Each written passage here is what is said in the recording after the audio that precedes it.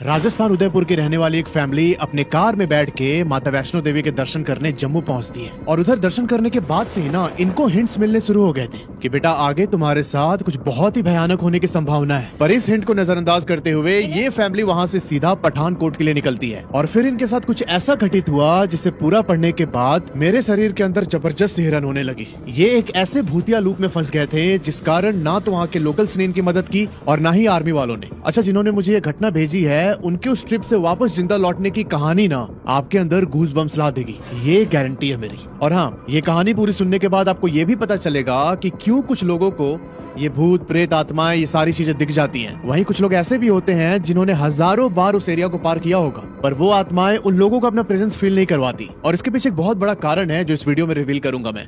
ये आप बीती मुझे भेजी है मनोज साहू जी ने, जो उदयपुर के रहने वाले हैं। जनवरी 2010 में मनोज के पिताजी का देहांत हो जाता है और ठीक उसके 2 महीने के बाद मार्च में मनोज अपने हायर स्टडीज के लिए न्यूजीलैंड चले जाते हैं। 2013 में जब ये न्यूजीलैंड से वापस इंडिया आए तो इनकी शादी होती है और इनकी वाइफ का नाम है नीलम। अब मनोज और इनके इन लॉज इन दोनों फैमिली की इष्ट देवी है माँ वैष्णो देवी। इनका एक चीज फिक्स था कि हर साल ये लोग माँ वैष्णो देवी के दर्शन करने जाएंगे। पर मनोज के न्यूजीलैंड जाने के बाद इसकी फैमिली भी पिछले 2 साल से नहीं जा पा रही थी। शादी के बाद मनोज ने डिसाइड किया कि यार दोनों फैमिलीज इकट्ठे चलते हैं माता वैष्णो देवी के दर्शन करने, उनका आशीर्वाद भी मिल जाएगा। तो इसने अपने एक कजन से बात की, उनका नाम है पंकज। इन्होंने पंकज को बोला कि भाई मुझे तेरी गाड़ी चाहिए थी वैष्णो देवी जाने के लिए। तब पंकज ने अपनी इंडिगो कार मनोज को दे दी, साथ में एक ड्राइवर भी दिया जो कि इनके ही कॉलोनी के रहने वाला था। यहाँ पर ड्राइवर का नाम है शेखर। ये सब कैरेक्टर्स के नाम याद रखिएगा क्योंकि आगे इनका लिंक आपको समझ में आएगा। अब यहाँ टोटल 6 लोग थे वैष्णो देवी जाने के लिए। मनोज, उनकी वाइफ नीलम, जो मनोज का ड्राइवर था शेखर, मनोज के इन लॉ मतलब उनके सासू माँ, और मनोज की एक भांजी थी जिसका नाम था रानू। ये टोटल 6 लोग बैठ के उदयपुर से निकलते हैं जम्मू के लिए। उदयपुर से निकलने के बाद पहले ये लोग पुष्कर जाते हैं, वहां पे इन्होंने दर्शन किए और फिर उसके बाद ये लोग पहुंचते हैं बीकानेर के कर्णी माता मंदिर। पूरे 2 दिनों के बाद ये लोग घूमते फिरते पंजाब से होते हुए जम्मू पहुंचते हैं। जम्मू में इन्होंने रूम लिया और अगले दिन इनकी माता वैष्णो देवी के लिए चढ़ाई शुरू होनी थी कटरा से। जम्मू से कटरा के बीच कोई 50 किलोमीटर का डिस्टेंस है। तो अगली सुबह सुबह ये लोग कटरा पहुंचकर वहां से ट्रैक स्टार्ट करते हैं माता वैष्णो देवी के। और कुछ 6-7 घंटे के बाद ये लोग माता वैष्णो देवी मंदिर पहुंच गए। वहां पर उन्होंने पूजा अर्चना की। और जो मनोज है ना, उसका एक रिवाज रहा है हमेशा से कि जब भी माता वैष्णो देवी के दर्शन करने जाता था उस रात वो भवन के अंदर ही रुकता था और फिर अगले दिन सुबह सुबह उतर के ये नीचे आता था।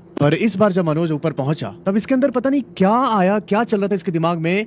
ये डिसाइड करता है कि मैं आज रात को ही कटरा छोड़ के जम्मू पहुंचूंगा, मुझे भवन के अंदर रात नहीं गुजारना है। इसके फैमिली वाले भी मना करते हैं कि यार आज रात यहीं रुक जाते हैं भवन में, कल चलेंगे कटरा से आगे। पर मनोज नहीं मानता। शाम को ये अपनी फैमिली के साथ जब माता वैष्णो देवी से नीचे उतरने के लिए निकला तब अचानक बहुत तेज बारिश आने लगी, जोर जोर से बिजली कड़कने लगी और लाइट वाइट सारी ऑफ हो गई। एक बहुत अंधेरा एटमॉस्फेयर हो चुका था और इस चक्कर में विजिबिलिटी भी काफी कम हो जाती है। मनोज को ऐसा फील हो रहा था कि कोई चीज इसे रोक रही है कि आज मत जाओ, पर इसने उस साइन को इग्नोर किया। थोड़ा सा आगे गया तो इसका पैर भी फिसल जाता है। ये भी एक हिंट था कि आज रात यहीं रुक जाओ भवन में, नहीं तो जो चीज तुम्हारे साथ होने वाली है वो तुम झेल नहीं पाओगे। पर मनोज के अंदर की बेचैनी ने इसके पूरे बुद्धि विवेक को ढक दिया था। सारे हिंट्स और वार्निंग्स को इग्नोर करते हुए मनोज अपनी फैमिली के साथ माता वैष्णो देवी से नीचे उतरकर सीधा जम्मू अपने होटल पहुंचता है। अगले दिन सुबह 6 बजे ये सब लोग जम्मू से निकलते हैं पटनी टॉप के लिए। जम्मू से पटनी टॉप की दूरी कोई 90 किलोमीटर है और सुबह के 10 बजे ये लोग पटनी टॉप पहुंचते हैं। वहां पर एक होटल के अंदर चेक इन किया और फिर पटनी टॉप में अपना साइट सीइंग और शॉपिंग करने के बाद ये लोग तैयार थे उधमपुर से होते हुए पठानकोट की ओर जाने के लिए। और भाई साहब इसी स्ट्रेच में सारा खेला होता है इनके साथ। अब पटनी टॉप से कोई 50 किलोमीटर चलने के बाद ये लोग पहुंचते हैं उधमपुर। अब उस टाइम पर तो गूगल मैप इतना चलता नहीं था, तो ये लोग जो रास्ते के लोकल्स थे उनसे ही रास्ता पूछते हुए आगे बढ़ रहे थे। धीरे धीरे शाम भी ढल रही थी और इसी बीच जब इन लोगों ने उधमपुर क्रॉस किया तब मनोज ने किसी लोकल को रोक के पूछा कि भैया हम लोग को पठानकोट जाना है, यही रास्ता जाएगा क्या सीधा वाला? तब उस लोकल ने बताया कि हाँ ये रास्ता तो जाएगा पर एक शॉर्टकट रास्ता भी है जो आपका 2-3 घंटे बचा सकता है। अब पहाड़ों में देखो 2-3 घंटे का टाइम सेव होना, वो भी इवनिंग के टाइम, बहुत बड़ी बात है। तो मनोज ने बोला कि ठीक है फिर हम वो शॉर्टकट वाला रास्ता ही लेंगे। उस आदमी ने वर्बली रास्ता समझा दिया उनको कि इधर से ऐसे मोड़ के इस रास्ते पर जाइएगा। पर ये शॉर्टकट इनकी जिंदगी का सबसे भयानक शॉर्टकट होने वाला था। कुछ ऐसा होने वाला था इनके साथ जो ना आप इमेजिन भी नहीं कर सकते हैं। मनोज जी बताते हैं कि ये वो रास्ता था जो शाम के 6 बजे के बाद लोकलाइट्स और गवर्नमेंट ऑफिशियल्स द्वारा बंद कर दिया जाता था कि यहाँ से अब कोई भी आगे नहीं जाएगा। उस लोकल के बताए रूट को फॉलो करते हुए ये सब लोग उस रास्ते पर बढ़ने लगते हैं और फाइनली एक डाइवर्जन आता है। उस डाइवर्जन से एक रास्ता लेफ्ट की तरफ जा रहा था और दूसरा वाला सीधा। गर्मी का टाइम था और शाम के 6 बजने वाले थे।